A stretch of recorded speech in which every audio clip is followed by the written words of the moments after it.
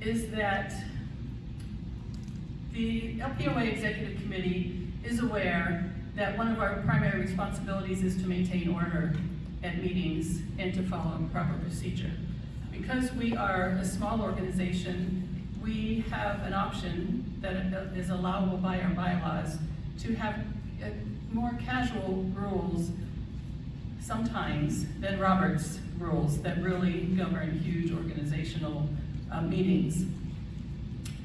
And over time, we have realized that it's important not just for the president to understand how to follow procedural guidelines, but it's also important for our whole executive committee.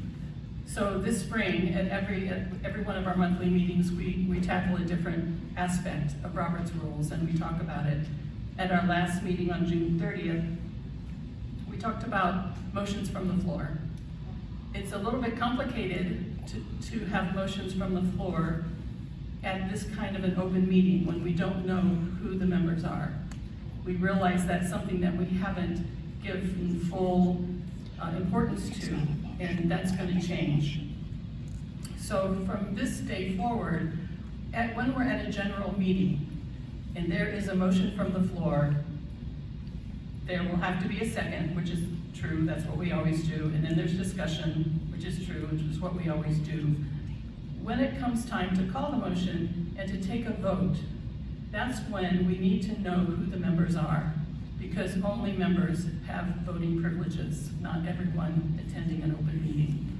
So at that time, we'll take a pause, we'll pass out blank cards. You put your name and address on one side, you put your vote on the other side.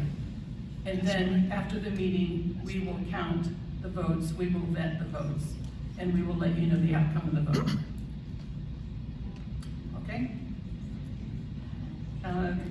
By the way, Q&A happens at the end of the meeting, and we'll be happy to entertain questions about that at the end of the meeting. At this time, I need to make an announcement about Charles Allen.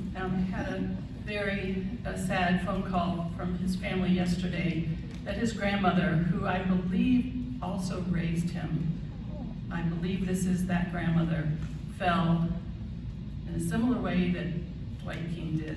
Had a head injury, Toledo, had surgery, and is not expected to survive. So it's very sad. He's also dealing with 2 other deaths in his family this week. So please pray for Charles and Kazante, who is also grieving. So he will not be here today, understandably.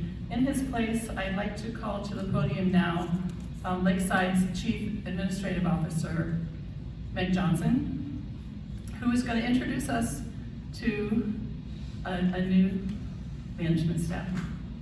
Thank you, Meg.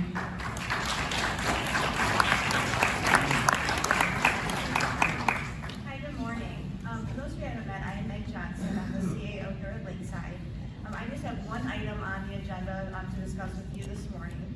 I would like to introduce the new Vice President of Municipal Services to all of you.